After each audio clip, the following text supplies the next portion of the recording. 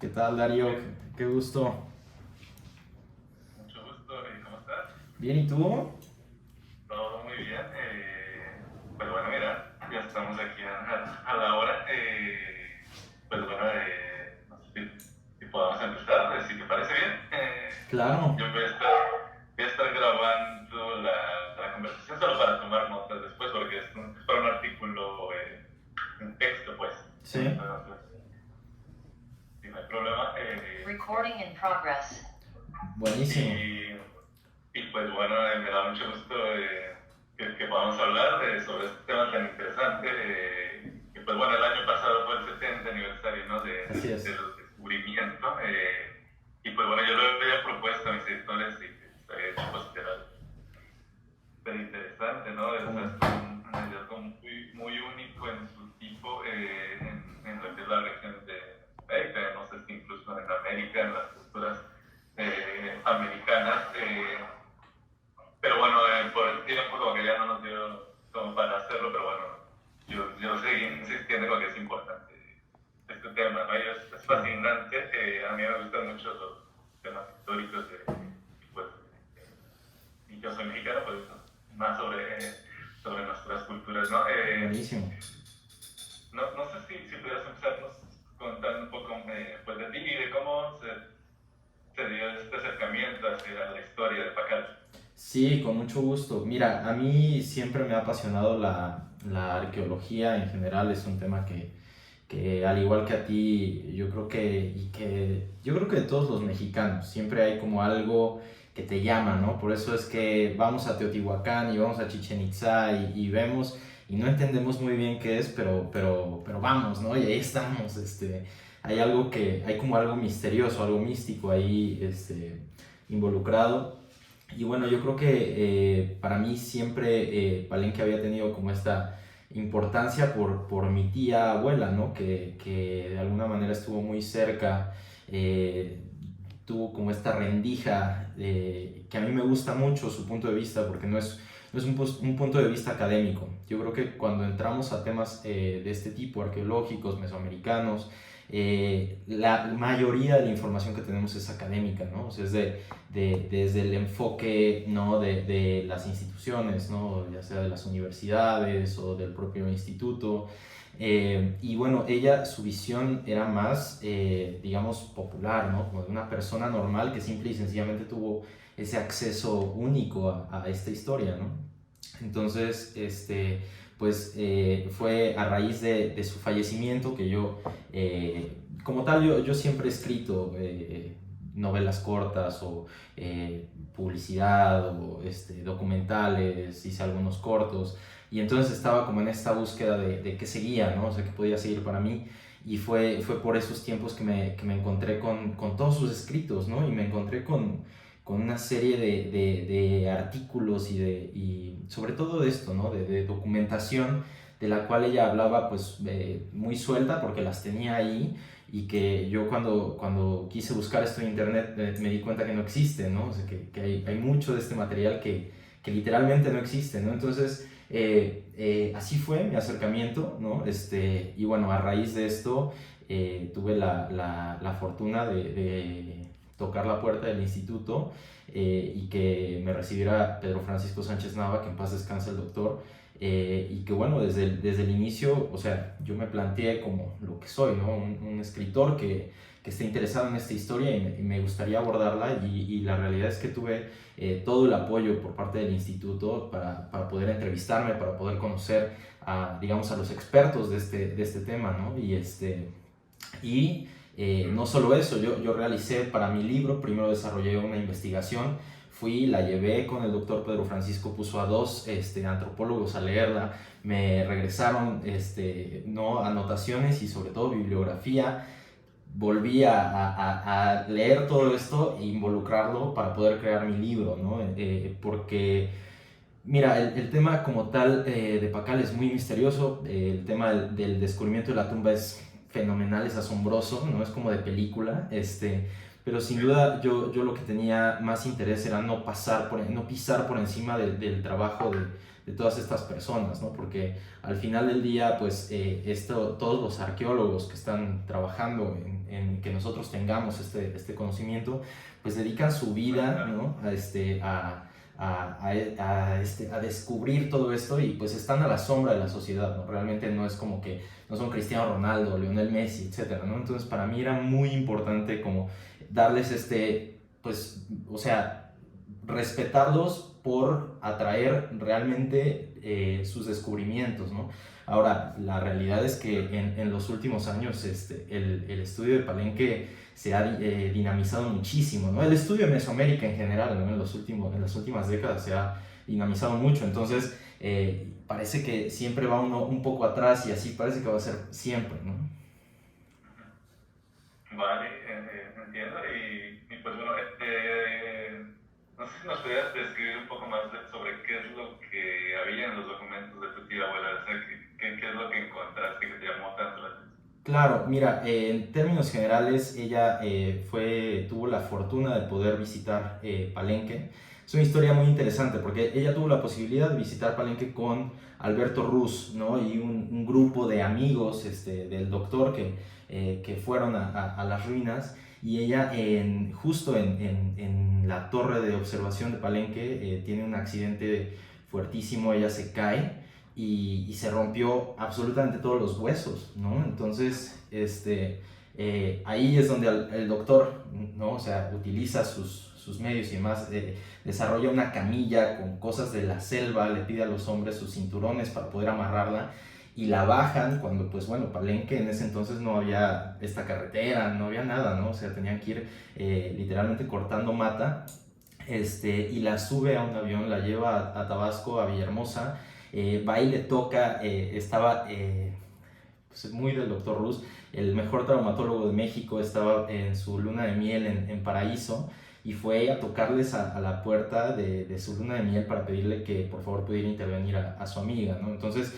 le salva la vida, le salva las piernas, tiene más de 30 fracturas, pero logra sobrevivir. Y en este periodo en el que ella está así como de película con todo el casquete de yeso, ¿no? El doctor la fue a visitar varias veces, ¿no? Y es ahí en donde el doctor pues tiene pues esta gracia, ¿no? De contarle pues con lujo de detalle cómo fueron todas las pequeñas cosas de este descubrimiento, ¿no? Entonces ella escribe todo eso en su diario, en estos documentos. Y bueno, pues además, digamos, lo engrosa con, por ejemplo, la entrevista que le hace Fernando Benítez al doctor Ruz, que está desaparecida. O sea, yo esa entrevista no la he podido leer, pero que ahí ella, digamos, engrosa digamos, toda esta narrativa. Entonces yo cuando leí esto, pues imagínate, estoy teniendo como un acercamiento de primera persona casi, ¿no? Con el gran descubridor y que bueno, que tuvo esta amistad con mi tía muy cercana, ¿no? Y que además, bueno, pues tuvo a bien de irla a visitar varias veces, asegurarse de que estuviera bien y bueno, pues eso es básicamente el documento que me encontré, ¿no? Y bueno, entonces tu tía abuela era no es una visitante más, y a Palenque, bueno, así al área de Palenque, y bueno, le ocurre este accidente y pues bueno, tiene la fortuna de que Alberto Russo como que pues la conocía y le contó pues todo lo que pasó, no sé cómo lo descubrió. Así es, así es. Ah, vale. Y bueno, los documentos son, bueno, es un escrito, esto es, bueno, digamos, este, lo que ella deja como testimonio en sus documentos. Así es. Ah, perfecto. Y bueno, pues pasando sobre este personaje, a Pacal, ¿tú qué podrías contarle a alguien que no conoce nada de Pacal, de Palenque, de cómo era la vida de los mayas? ¿Qué podrías contar sobre quién era Pacal? Claro, pues mira, yo creo que en general estamos hablando de una ciudad que digamos que vivió su esplendor en este periodo del Clásico Tardío, ¿no? Que es un periodo súper interesante en toda esta región, digamos, que comprende Chiapas, Guatemala, hasta Honduras, ¿no? Entonces, eso por un lado. Creo que lo más importante es entender en qué momento fue esto, ¿no? Porque estás hablando del periodo clásico, que es el periodo del gran esplendor maya, ¿no? Mucho antes de Chichén, ¿no? Por ejemplo. Pero digamos, dentro de todas estas magníficas ciudades como Copán, Tikal, Calakmul, pues existía Palenque, ¿no? Y creo que a mí lo que me llama mucho la atención del personaje de Pakal es que uno imagina que Pakal, digo, por el esplendor que ves cuando vas a Palenque, uno imagina que este hombre pues nació en medio de toda ¿no? la bonanza y de palacios y con toda esta vida, pero realmente el momento, al ser este punto de cruce hacia el posclásico, ¿no? Este cambio de era, el momento era políticamente muy complicado entre todas estas ciudades, ¿no? Es por eso que él 4 años antes de fallecer, antes de nacer, perdón, su ciudad, Palenque, la Canja, que era la capital de una gran región que se llamaba Bacal, es tomada por Calakmul, ¿no? Está escrito ahí que 4 años antes de su nacimiento, Calakmul llega, incendia toda la ciudad y rompe todos los dioses o las estructuras más importantes para ellos, para sus rituales, ¿no? Y entonces Pakal nace exiliado realmente, ¿no? O sea, en el año 604, o el 603, que es su nacimiento, él pues nace en una familia que está siendo perseguida, que logra escapar milagrosamente de este ataque, y él nace exiliado, digamos, en un periodo sumamente convulso para su ciudad y para su región, y bueno, él se vuelve rey a los 12 años, lo entronizan, y de alguna manera para su muerte, que es en el 683, y que bueno, existe digamos, no empata en términos epigráficos. Se dice que él muere de 80 años, pero cuando se hace el análisis de su osamenta parece ser un hombre de aproximadamente 45 años, ¿no? Entonces hay mucho misticismo alrededor de esta figura, ¿no? Pero él, en este tiempo de vida, sean 40 o sean 80 años, él desarrolla toda esta ciudad. O sea, cuando tú visitas Palenque, lo que alcanzas a ver, que es más o menos el 4% de lo que fue esta gran ciudad, todo está construido bajo su periodo. Realmente hay muy pocas, o prácticamente muy poquito de lo que tenemos de Palenque o de la Canja antes del nacimiento o de la entronización de Pakal, ¿no? Entonces, esto te habla de que un hombre que nace exiliado y que en un periodo muy corto de tiempo, llámense 40 o 80 años, desarrolla toda esta gran ciudad. Y lo más interesante de Palenque es que, en general de la cultura maya, pero es que en Palenque sí parece hasta obsesivo el nivel de pulcritud que tiene toda la ciudad. Nada está hecho al azar, ¿no? Todo tiene un orden, todo en la ciudad tiene un orden que está además muy enlazado con un gran conocimiento astronómico y filosófico muy profundo, ¿no? O sea, lo que tenemos, digamos, lo físico que podemos tener del personaje, pues te habla de un ser que por lo menos para su pueblo, y él lo entendía como un representante de lo divino en el mundo terrenal, ¿no? Y entonces todo lo que rodea a este personaje es tinta como sagrado, ¿no? Tiene este tratamiento muy especial, y cuando ves, por ejemplo, lo que describe en su tumba, ¿no? En donde él surge renaciendo como el dios del maíz, y que al final del día el maíz también es una planta que renace, ¿no? Y es una planta que alimenta, y es una planta que crea comunidad, y él representándose así, siendo levantado por sus ancestros. O sea, todo esto te habla de un profundo conocimiento filosófico, al que nosotros en nuestra sociedad también apenas estamos llegando a esos niveles, pero creo que te habla de ese misticismo y de un personaje que sin duda llama mucho la atención, obviamente por su tumba, que debe de ser uno de los mausoleos más impresionantes en el mundo, ¿no? Y bueno, claro, el descubrimiento como tal, pues también es muy impresionante, pero sí, todo el entorno de Palenque, todo lo que rodea, si te das cuenta, la cantidad de arte que parece surgir o que queda en esta arquitectura, pues te hace ver que era una sociedad sumamente avanzada y que logró, por lo menos Pacal, registrado, imagínate, de nacer exiliado a comprender un tiempo de paz, un tiempo en el cual no se registran ataques de Palenque con ninguna ciudad ni de ninguna otra ciudad con Palenque en este entorno geopolítico maya que era tan complicado, tan convulso. Pues también te habla de que era un extraordinario líder y con capacidades diplomáticas únicas dentro de su tiempo, ¿no? Entonces tienes esto y luego tienes esta parte física en la cual todo tilda de divino, y pues te hace entender que es un personaje que definitivamente fue diferente, ¿no? Y fue pues sí, un gran líder del que pues desafortunadamente nosotros como mexicanos no tenemos esta noción, no existe como tal Pacal en el registro ¿no? O sea, se habla de los, no sé, Miguel Hidalgo, de Zapata, de Villa, etcétera, pero no sabemos, o bueno, del propio Cuauhtémoc, de Moctezuma, pero no se habla de Pacal, no se tiene pues sí, esta noción como mexicanos de este personaje que sin duda de todos los gobernantes mayas es el más famoso, ¿no? Obviamente por su tumba y por lo increíble que fue el descubrimiento de la tumba, pero bueno, sí se podría hablar de uno de los personajes más importantes de la historia de la humanidad en general, ¿no? O sea, ya si vamos a México y a Mesoamérica y tal, pero ¿no?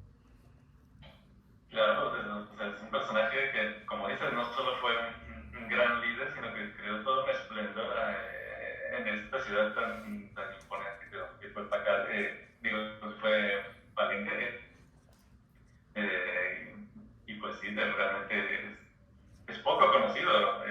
Así es. Entre los mexicanos, y yo pienso que pues más allá todavía, incluso un poco más. Después de que, bueno, la cultura maya, que pues también es muy misteriosa su desaparición o su extinción, pero pasa mucho tiempo, ¿no? Pasa mucho tiempo con esos vestigios ahí guardados en el tiempo. Hay algunos momentos que sean clave en cuanto al descubrimiento de Palenque y posteriormente el templo de las inscripciones y pues lo que después no es la tumba. Claro.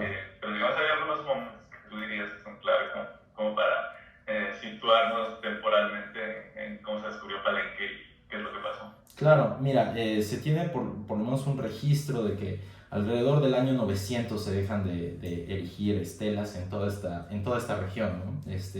Se habla entonces de que bueno, ya la situación geopolítica, primero que nada, pero bueno, también son una serie de factores los que crean esta gran migración, ¿no? Que también tiene que ver mucho con el desarrollo de estos navíos que ya podían rodear toda la península, que crean nuevas rutas de comercio, y que encuentran en el área de la península pues, la tecnología de los chultunes para ¿no? guardar agua, etc. Entonces, yo creo que hay muchos, es multifactorial, digamos, el abandono de Palenque y en general de todas estas ciudades del periodo clásico y clásico tardío. Y bueno, es así que la ciudad queda abandonada, ¿no? Se tienen registros de algunos grafitis por ahí, de pues, personas que pasaban y que dejaban ahí algún registro, que vivieron, algunas cerámicas, etcétera, que ya son posteriores al abandono de la ciudad. Y después sí que queda, ¿no? Olvidada. Es en 1863 cuando se da como el primer anuncio, ¿no? de que se llamaba este hombre Ramón Ordóñez y Aguiar, que es el primero que, digamos, registra y dice, oigan, pues yo caminando por la selva encontré con una gran metrópoli, y a raíz de ese pitazo, digamos, es que empiezan a llegar, ¿no? las primeras exploraciones, ¿no? Y los primeros registros pues sí, digamos, si los ves, son muy, muy primarios, ¿no? No eran precisamente artistas. También tienes el problema de que este arte prehispánico, pues jamás nadie lo había visto, ¿no? Entonces las interpretaciones por ahí cambiaban, los glifos, ¿no? Los ponían como si fueran narices de elefantes, etcétera. Entonces esto creó un misticismo superior, ¿no? Y entonces empiezan a llegar, digamos, los primeros exploradores. Yo creo que el punto de quiebre es cuando John Lloyd Stephens y Frederick Catherwood llegan por primera vez a Palenque, ¿no? Porque ellos son, digamos, los primeros, un extraordinario litografista o pintor como Frederick Catherwood que llega y empieza a crear estos dibujos, estas litografías de Palenque y bueno, acompañadas de las narraciones de Stephens, que son sumamente enajenantes, ¿no? O sea, no puedes dejar de leerlo, tiene muy buena pluma. Entonces este descubrimiento de Catherwood y Stephens es lo que permite que empiecen a llegar, ¿no? Charney y Maudsley y bueno, Tilbert Mahler, hasta que llega Franz Blom. Yo creo que el punto hacia la tumba de Pakal, digamos, el acento más importante lo provee Franz Blom, porque él es el primero que hace una labor de limpieza en el Templo de las Inscripciones, porque bueno, claro, toda la mampostería del techo se cae, ¿no? Y encima crece hierba, etc. Entonces tú estás pisando techo en ese entonces, ¿no? Si tú entrabas a ese gran salón, pues lo que sentías era el piso, ¿no? Con la mampostería y todo lo que se cayó. Entonces él hace esta remoción, digo, a lo que él puede, con las personas que él puede, y encuentra esta losa. Para empezar, el hecho de que el piso del Templo de las Inscripciones, en vez de ser un piso plano, es un piso que cuenta con estas losas gigantes sumamente ajustadas, ¿no? Eso era único, digamos, dentro de todos los demás templos, y luego que una de ellas tuviera como estos pequeños agujeros con unos tapones también de piedra, pues es muy interesante. Él ahí escribe que probablemente esto tenía que ver con alguna especie de trono removible, ¿no? Que podían ahí empotrar y después sacar, y así lo deja, ¿no? Y luego es cuando llega Alberto Ruz en 1949 a San Cristóbal de las Casas, que es donde radico, y se encuentra con Franz Blom, ¿no? Y es en casa de Franz Blom que Franz le da la pista, ¿no? Le dice: mira, toda la ciudad es magnífica, pero a mí lo que me llamó mucho la atención es en ese gran templo que en ese entonces se llamaba el Templo de las Leyes, ¿no? Porque tiene, como sabes, está la inscripción glífica más importante después de la escalera de Copán, es adentro del Templo de las Inscripciones, ¿no? Es gigante, es espectacular ver esos tableros glíficos, y entonces en ese Templo de las Leyes, porque pensaban que hoy sabemos que ahí es donde Pakal cuenta toda la historia de su vida a gran detalle, pero en ese entonces creíamos que ahí estaban impuestas las leyes de esa sociedad, ¿no? Llega y le dice: en ese templo me llamó mucho la atención estas losas ajustadas y los tapones que habían ahí, ¿no? Entonces es Alberto quien ordena que se haga la remoción, digamos, ¿no? de toda esta maleza y de todo lo que había ahí. Y claro, encuentran esas losas, él mete en una varilla y se dan cuenta que la estructura continúa. Aquí lo que hay que remarcar es que Palenque, o esta exploración de Palenque, fue ordenada por, obviamente, Alfonso Caso, que era el que estaba a cargo del instituto, pero el dinero, digamos, que para acompañar esto venía de Nelson Rockefeller Jr., que es algo que pocas personas saben, que él fue el que puso el dinero, y esto vino a raíz de que el caricaturista Miguel Covarrubias, que era uno de los mejores amigos de Nelson Rockefeller, le pide que le dé dinero para explorar Palenque, porque no sé si tú lo sabes, pero Miguel Covarrubias es el primero que le da nombre a los olmecas como olmecas, ¿no?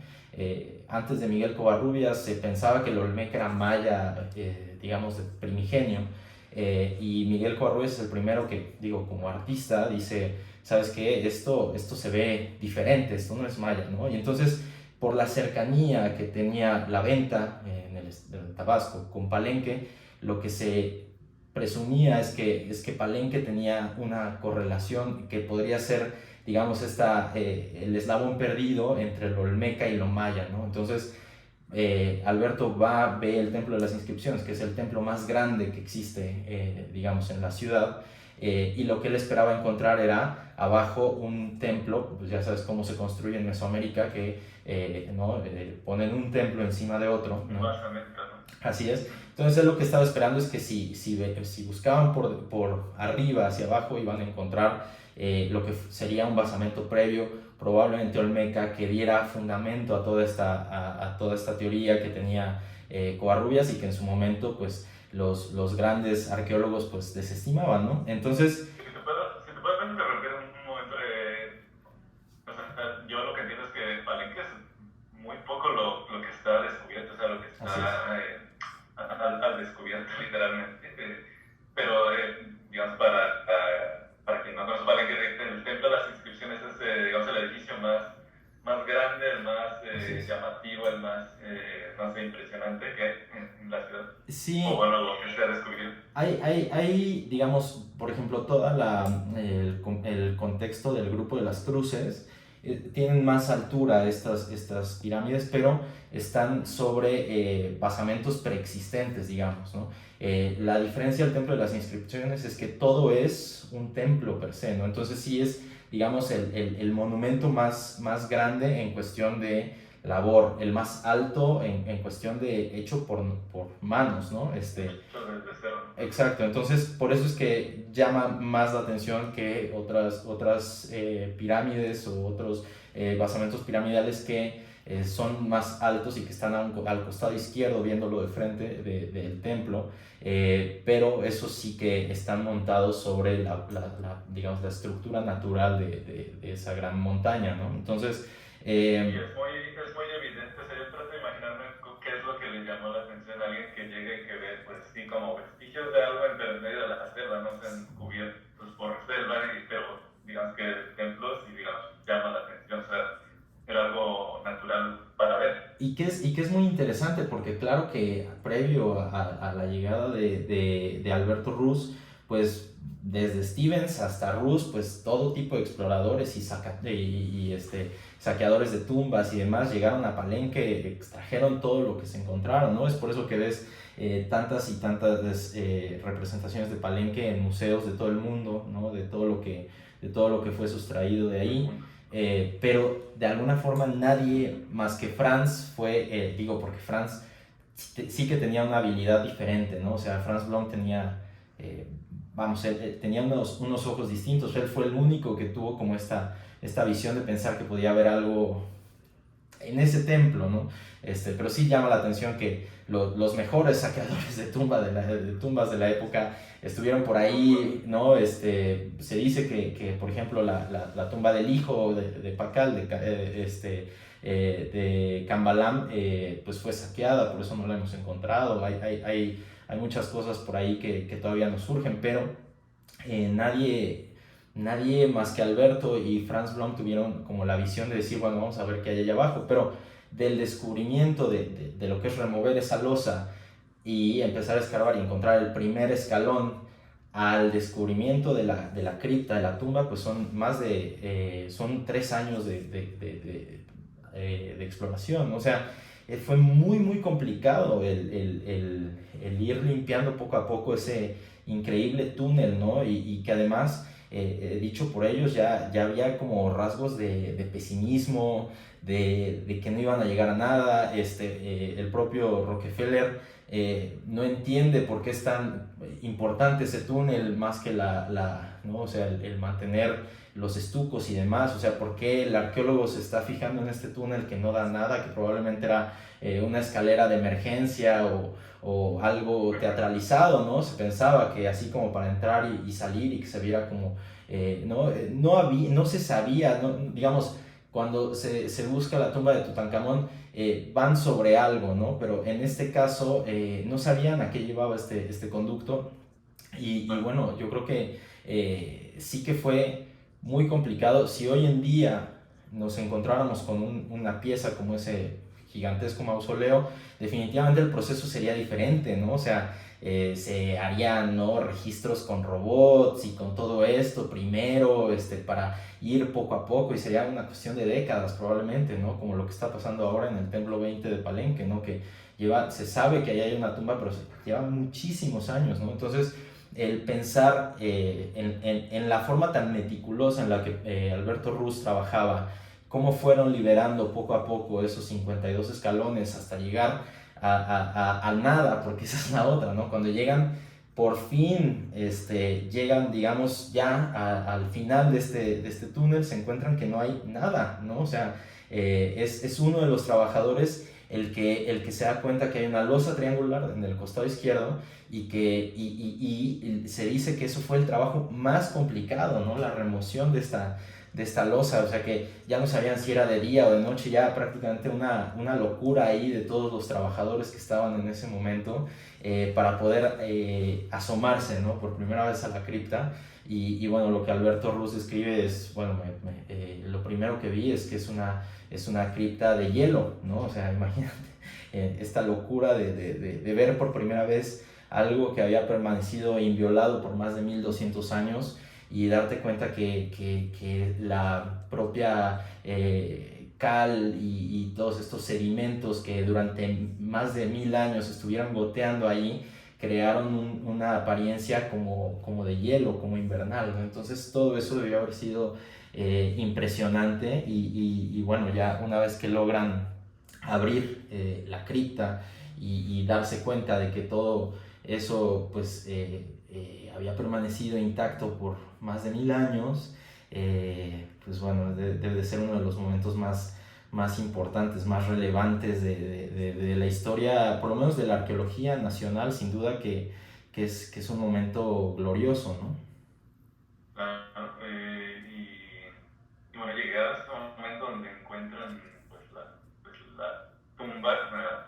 No sé si a primera vista habrán pensado que era una tumba, o sea Así es. que era el descanso de alguien, o no sé si eso lo describe a través del tiempo. Así es. ¿Qué es lo que piensa? Al principio no tenía ni idea, ¿no?, que se estaba frente a una cripta. Es que todo esto es tan maravilloso que lo que se pensaba es que era un altar, ¿no? O sea, que era un altar sagrado, ¿no? Y es el mismo trabajador que dio con la primera pista de que había una puerta secreta, el que sugiere que se taladre, ¿no? Que se haga que imagínate o sea, para las personas que no conocen la lápida, pero la lápida es, tanto la lápida como la máscara de Pacal son consideradas digamos, el punto más alto del arte de toda esta civilización maya, ¿no? O sea, es espectacular verdaderamente el grabado y el detalle que tiene la pieza original.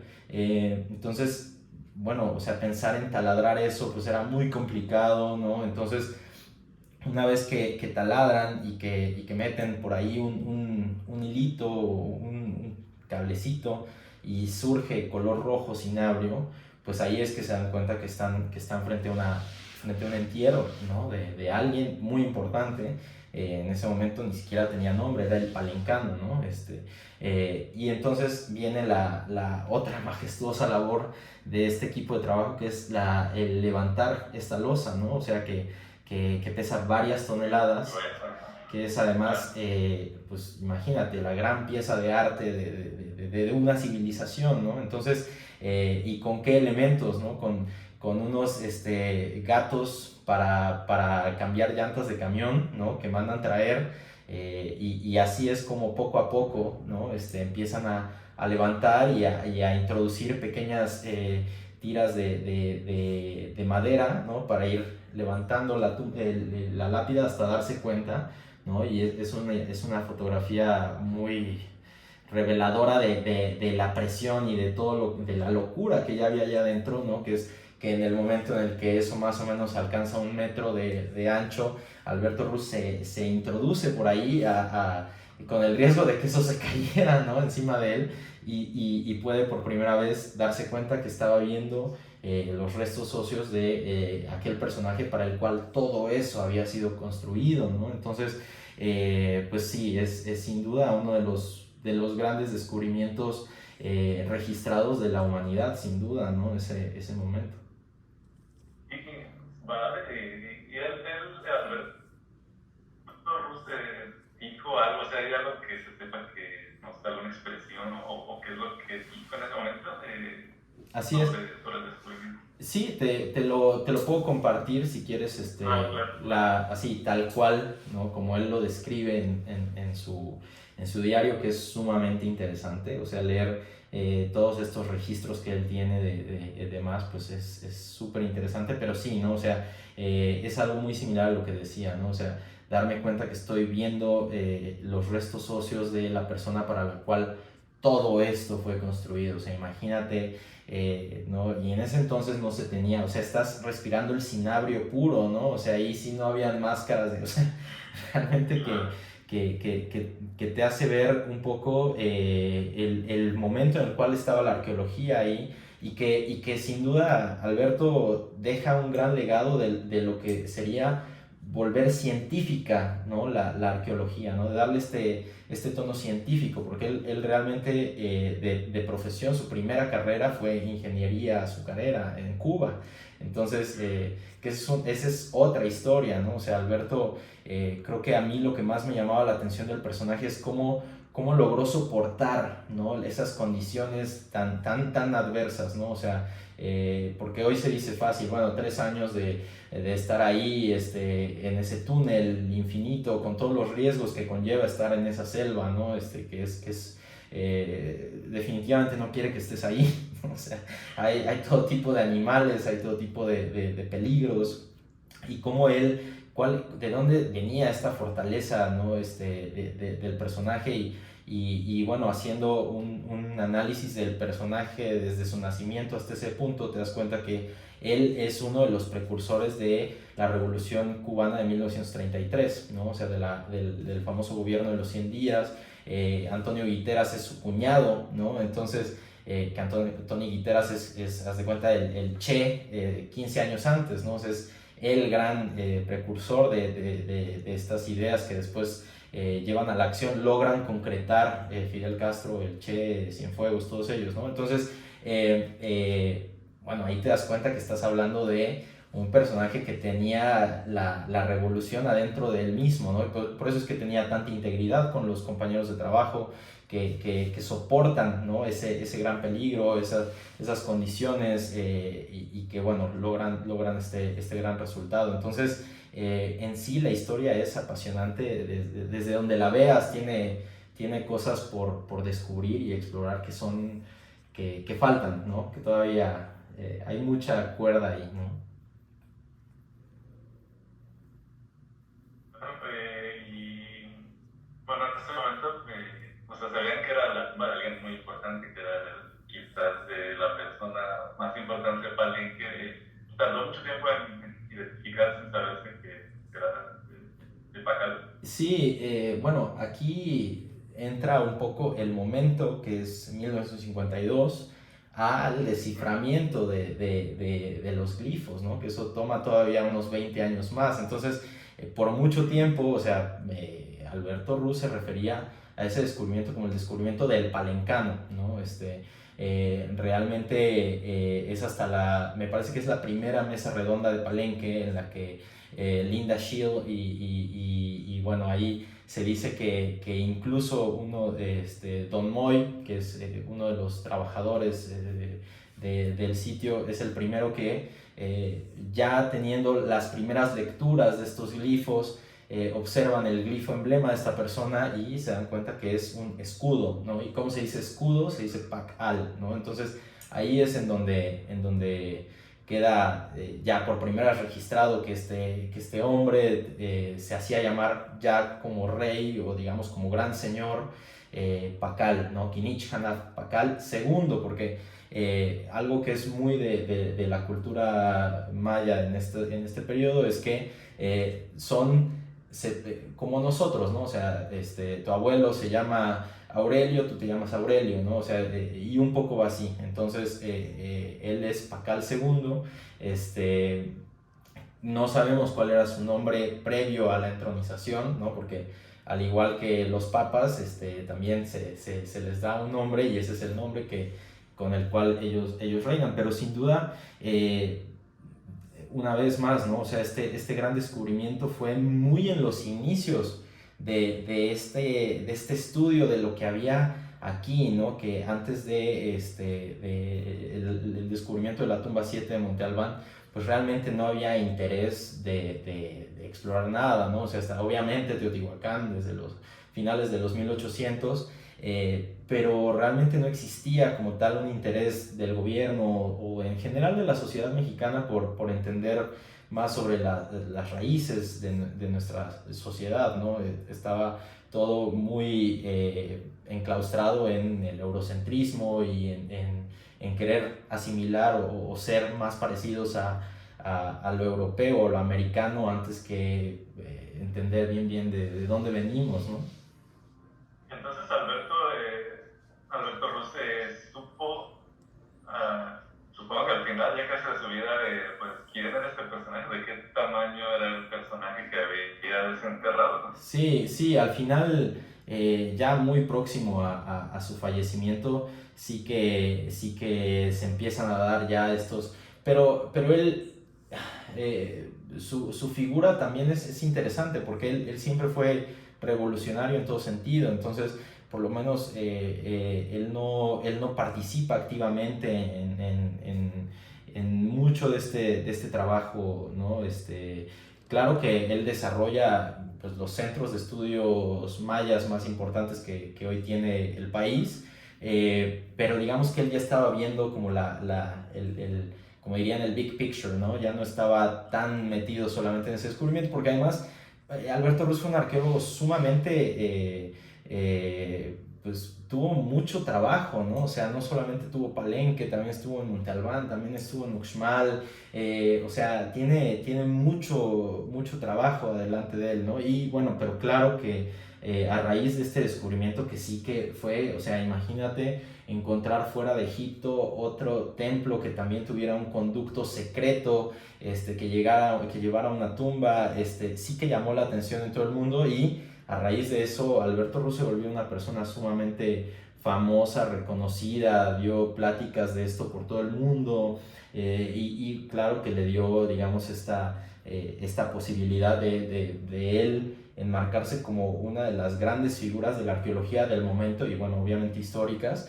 Entonces ya su visión con respecto a cómo se estaban descifrando los glifos y demás, hay que entender también eso, ¿no? Que en ese momento Yuri Nózorov estaba en medio de la Guerra Fría descubriendo estos glifos, era alguien que nunca había venido a México.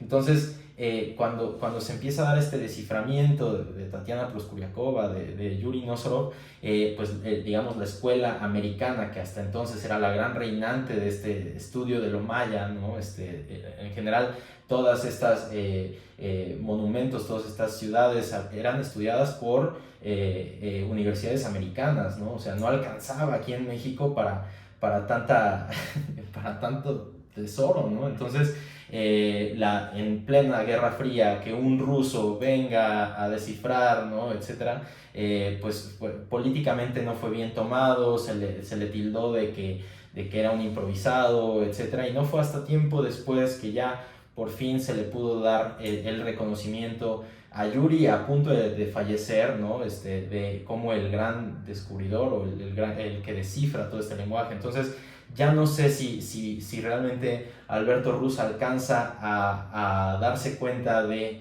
esto en vida, ¿no? Pero bueno, básicamente ese era el contexto en el cual se da el desciframiento, ¿no? También.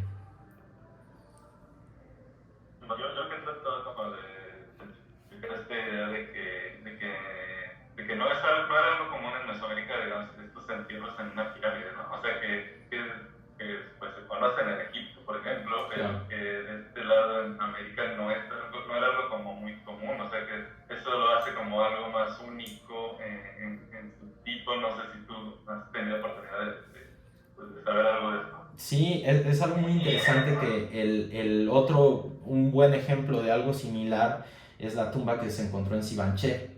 De hecho, es chistoso, si vas al Museo Nacional de Antropología, al bajar las escaleras hacia lo que sería ahí donde está la máscara, donde está la representación de cómo es esa tumba,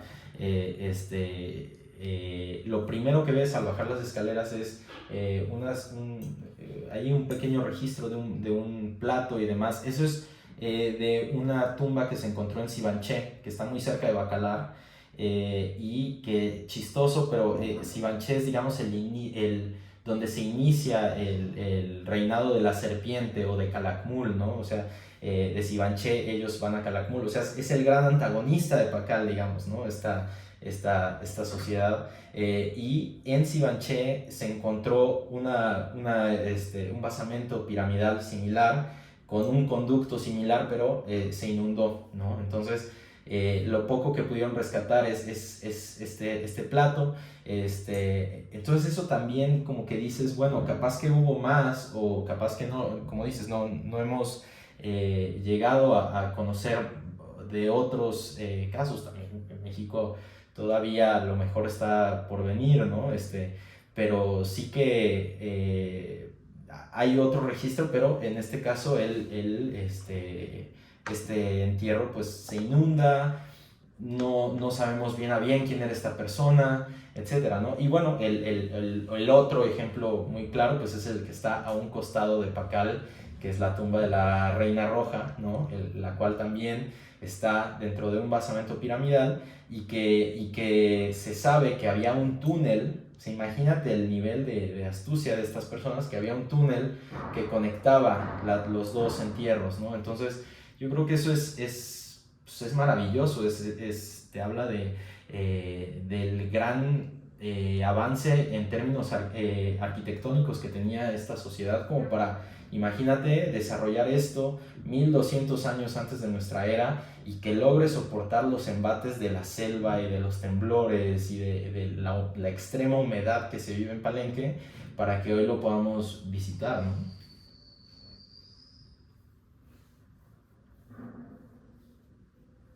Creo que se había congelado un poco, pero si te estaba escuchando, no te estaba viendo, pero, Sí.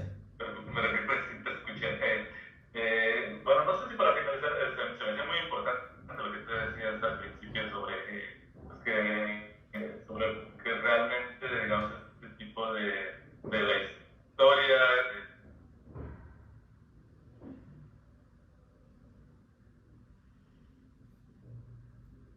¿Cómo le dirías a la gente cuál es la importancia de tanto de Pakal y como de este descubrimiento de su tumba? Claro. Bueno, pues yo creo que como mexicanos, y en general, América pues tiene de haber sido descubierta, y lo entrecomillo porque realmente ya existía, ¿no? Pero yo creo que tiene muy poco, ¿no? de haber sido este cruce entre el mundo, digamos, europeo y asiático con todo nuestro continente, ¿no? Entonces, creo que apenas como civilización humana, 500 años es... Ay, wow. Déjame cambio esto.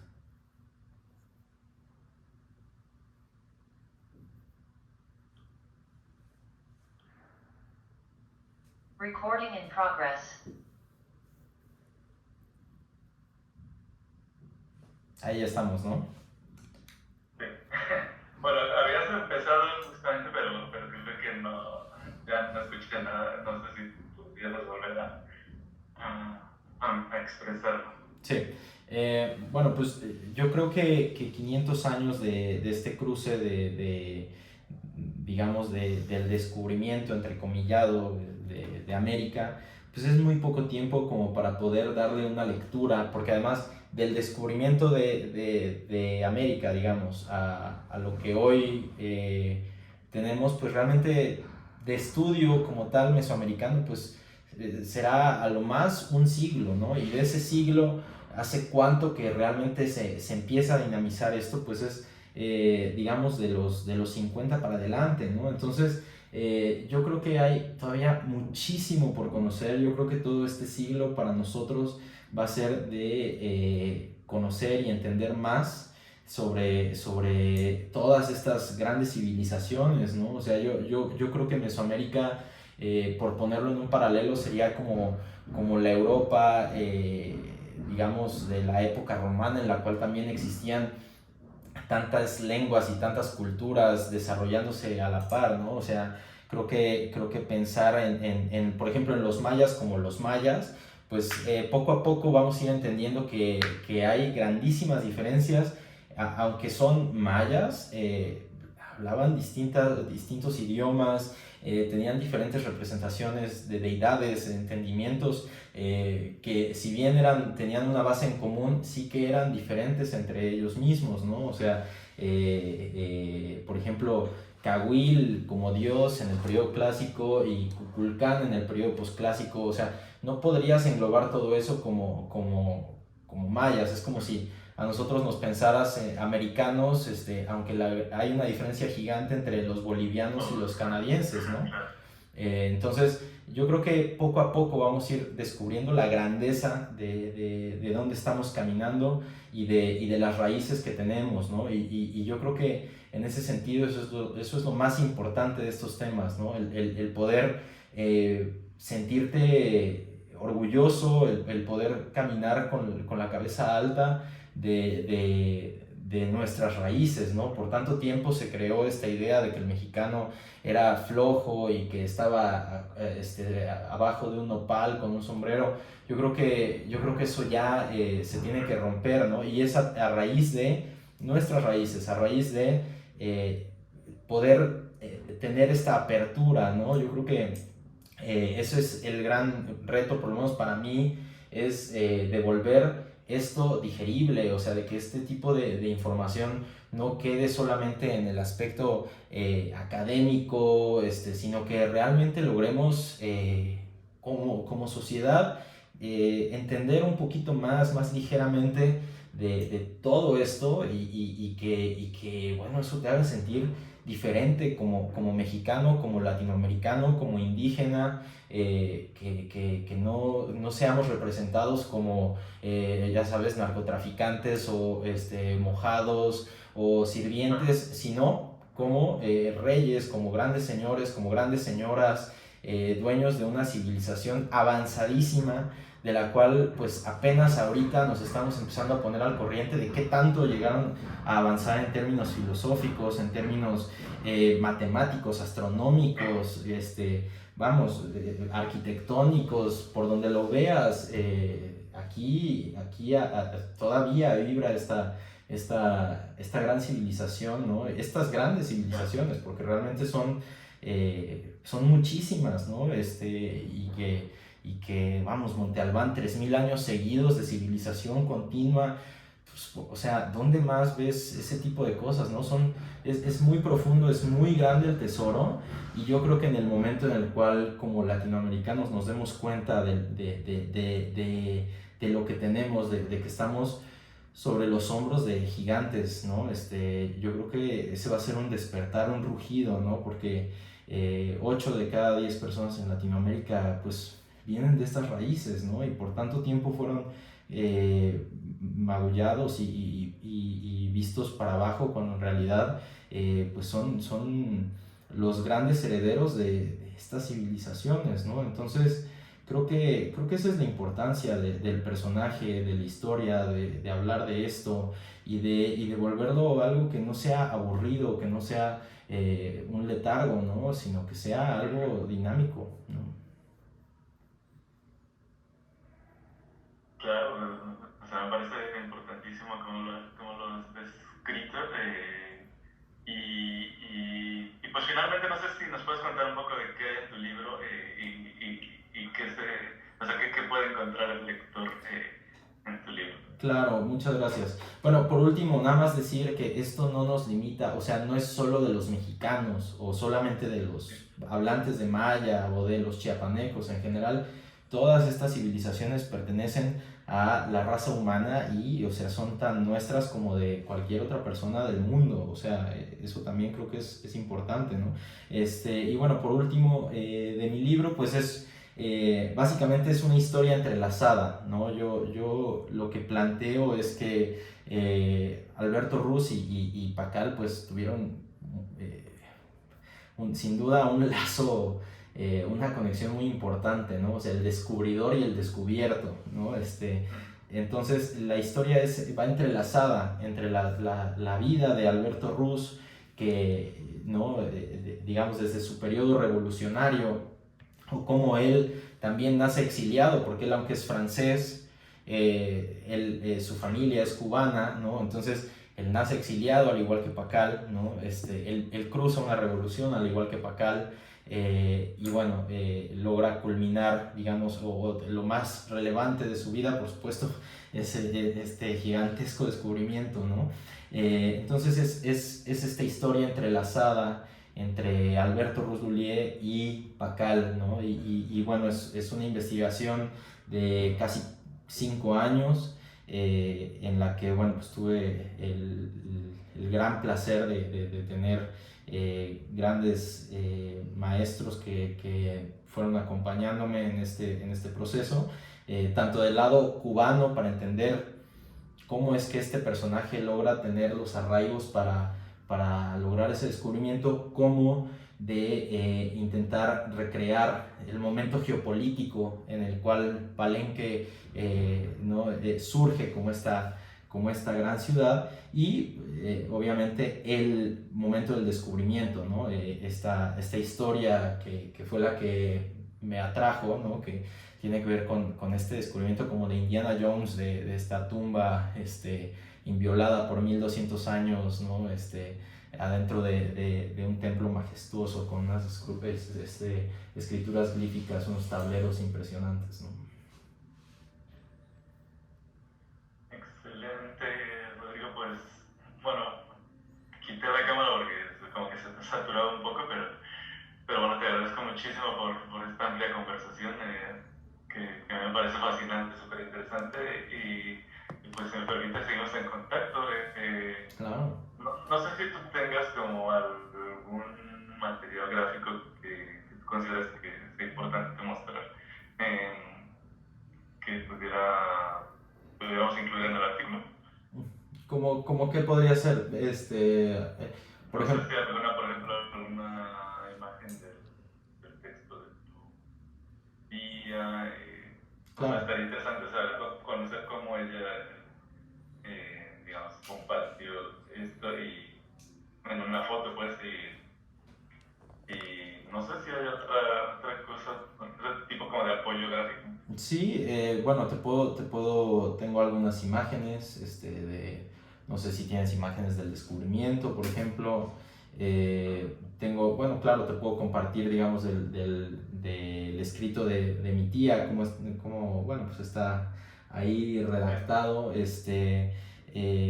no sé, sí, porque como, Fotografías del descubrimiento yo creo que en el INA voy a encontrar, y sí, en buena agencia de noticias, pero digamos que si tú tienes algo así como que más especial, o más particular, más raro, ¿no?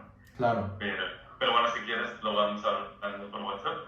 Sí, claro, claro. Tengo por ahí, mi tía, por ejemplo, conservó las portadas de cuando fue el descubrimiento, ¿no? O sea, y tengo, eso Claro. es un material increíble, por ahí puedo pedir que nos las compartan. Este, Claro, y sí, con gusto, con gusto. claro, bueno, todo va con tu crédito, ¿no? Por supuesto. No, muchas gracias. Pues muchísimas gracias, Rodrigo. Ha sido un placer, esta conversación. No, ha sido un placer para mí. Muchísimas gracias de nuevo por abrir el espacio para este tipo de temas, y bueno, pues en lo que se pueda aportar, yo feliz. Bueno, seguimos en contacto, que estés muy bien. Igualmente, muchas gracias, Hasta Darío. luego. Hasta luego.